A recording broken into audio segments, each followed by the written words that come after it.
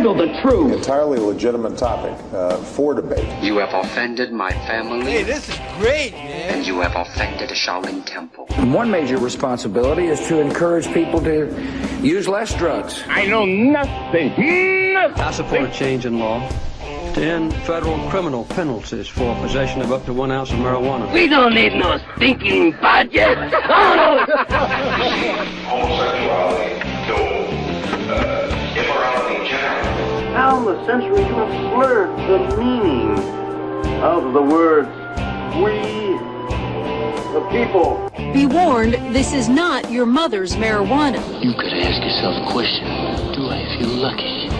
Well, do you, punk? I want to ask you a bunch of questions. I want to have them answered immediately. Surely you can't be serious. I am serious. And don't call me Shirley. Radical Rant. Welcome back, everybody. 47 after the hour. And today I want to talk about some Oregon NIMBYs. You know, NIMBY. NIMBY is an acronym they use in politics that means not in my backyard. Oh, sure. We need a new prison or a rehab or a halfway house, but build it far away from me. Now, NIMBYism happens all the time in various political arenas, and it's usually invoked in the name of the children. Please, God, won't somebody think of the children whose delicate sensibilities must be protected from the realities of life. Now, it's kind of funny here in Oregon. Of course, we're ramping up with Measure 91, our initiative to legalize marijuana that a lot of people think is in the bag. But folks, we got to get the vote out. Make sure you get registered and you vote. But a lot of people are already planning for it as if it's a done deal. The city of Portland's already putting together committees to discuss how they're going to regulate and how they're going to zone marijuana stores. And we've already got 4 or 5 Oregon cities trying to pass taxes on marijuana sales before marijuana sales are even legal, trying to shoehorn their way into being able to tax marijuana after 91 passes. They won't be able to. Measure 91 gives the state exclusive right to tax marijuana, but these cities think maybe if they can get a tax passed, it can get grandfathered in. You see, they're trying to pull a fast one here. But today I want to talk about this NIMBYism, not in my backyard, because in addition to legalizing marijuana under Measure 91, recently we legalized marijuana dispensaries under House Bill 3460. Now, 3460 was an extension of the work done by Anthony Johnson and other folks that were trying to pass Measure 74 all the way back in 2010. That was our measure to create a regulated medical marijuana dispensary system. See, Oregon passed medical marijuana back in 1998, but we passed it under what I call the weed fairy rule. It was perfectly legal to possess, to grow, and to trade with other patients your medical marijuana. But where is that medical marijuana supposed to come from? Either the original seed or seedling or the marijuana itself. Where is it supposed to come from? Yeah, that's it. No, they didn't say. The weed fairy. They would give you no guidance. There was no legal way to go buy and sell marijuana. You could get a grower to grow it for you. But where does that grower get the first seedling? No legal way. There was no legal way to start your marijuana supply in the state of Oregon. You had to rely on the weed fairy. It was a wink, wink, nudge, nudge of the government going, well, we know you'll get it somewhere. In a sense, it was the state government allowing and accepting black market marijuana into the medical marijuana system. So, through a lot of political work and compromising, even though the voters voted down Measure 74 back in 2010 by, I think, 44% was all it got in support. Even though that happened, everybody knew that no matter what the vote was, people were going to continue buying and selling marijuana. So 3460 passed, and it regulated dispensaries. In fact, it regulated them to an extent that some of the existing dispensaries are getting shut down because they haven't gone through the licensure and the regulation that they're supposed to. So in the context of that, us finally passing legal marijuana dispensaries and rules, we've got these NIMBYs that are popping up in the Northeast Portland neighborhood. This one's the, which neighborhood is this? I forget the exact name of the neighborhood, but anyway, it's kind of a toning little neighborhood, right? You gotta have some money to live there.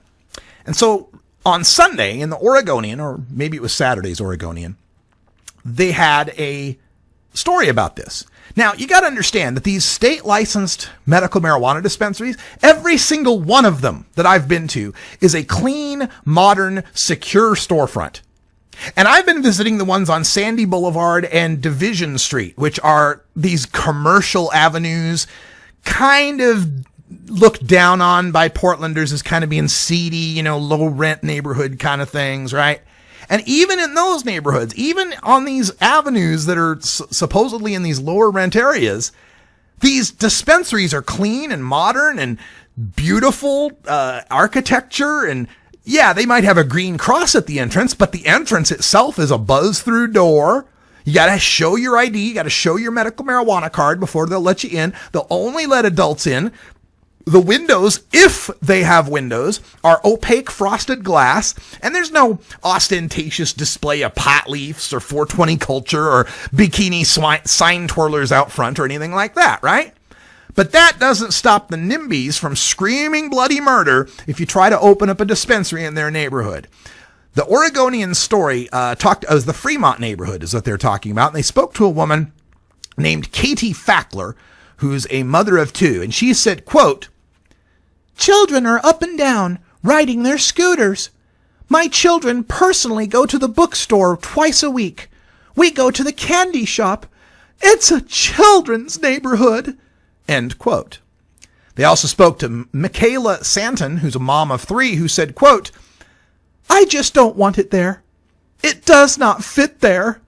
We have a sweet, innocent neighborhood, and I want to keep it that way." End quote. Now, understand that the new dispensary law mandates that dispensaries are to be located at least 1,000 feet from a school and 1,000 feet from other dispensaries. And the proposed dispensary in the Fremont neighborhood meets those requirements. But Fackler complains that it's just 600 feet from a Sylvan Learning Center.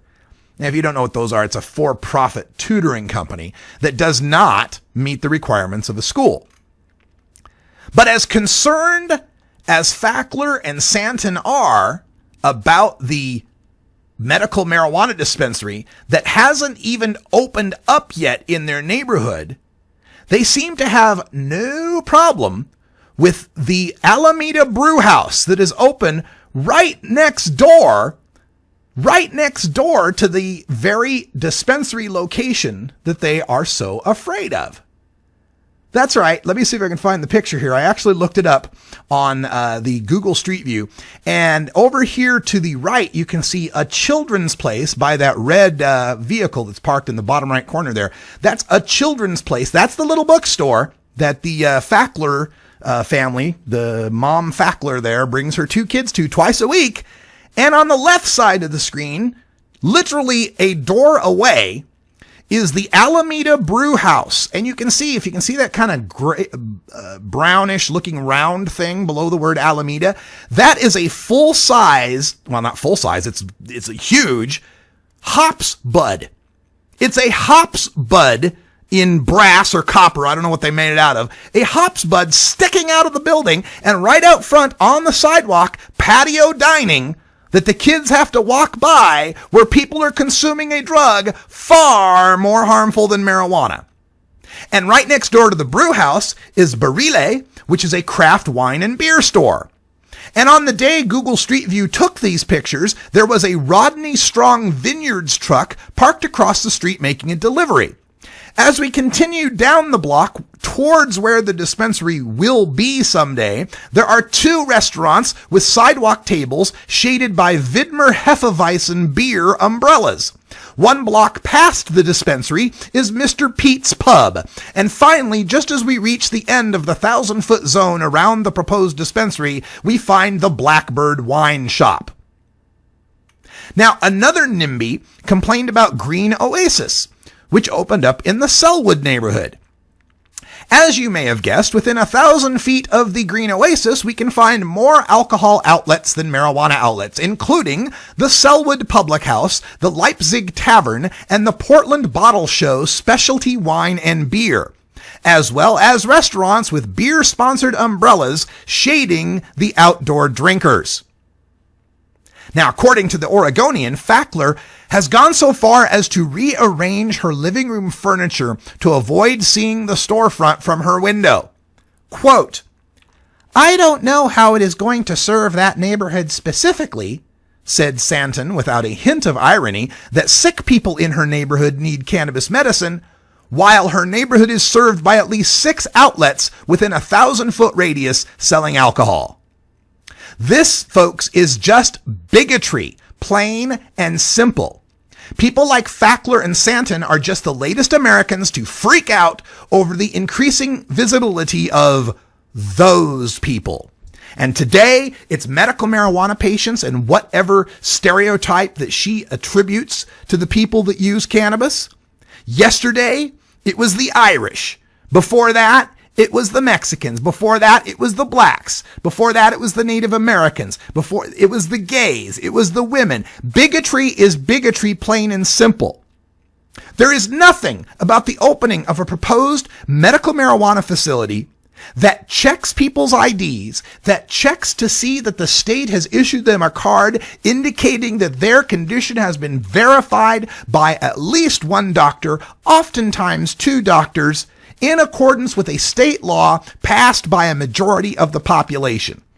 There is nothing about these storefronts that is attracting homeless people sleeping on the sidewalks, that is attracting massive amounts of people smoking pot out front. It is simply a building where adults only can go into and get their marijuana without supporting crime, without supporting cartels, without supporting illegal growers.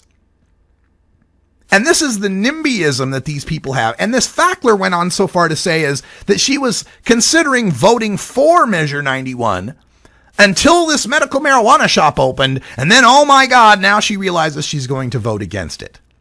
Because God forbid the Fackler kids might have to be explained to what marijuana is while they walk by the Alameda Brew House and see a whole bunch of adults drinking alcohol. As they walk by the Brulee wine store and see adults purchasing alcohol. And this is where the people on the other side are completely blind. They think this has to do with marijuana. They really think it has to do with whether or not this plant and the consumption of it is harmful to the users and to society.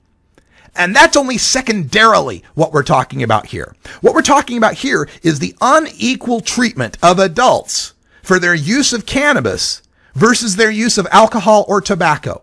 We are being treated unequally, we are being treated unfairly, and we will not stop until we get the justice we deserve. We will not stop until we are treated equally. As it is, we are accepting proposals for the legalization of marijuana that restrict advertising speech, restrict public use, restrict the amounts we can purchase. We are so desperate for our freedom and equality, we're willing to accept Jim Crow second-class citizenship at this point. Hey, it'd be awfully nice to only be whipped 5 days a week instead of 7. Someday we will live to the point where we are treated no differently than beer drinkers and cigar smokers, but for right now, I will take not getting locked up in a cage and having my life ruined over it. That's all the time we got for Hour 1. More on the Alaska Reporter story coming up in Hour 2, plus interviews with Bobby Platshorn at the High Times Cannabis Cup.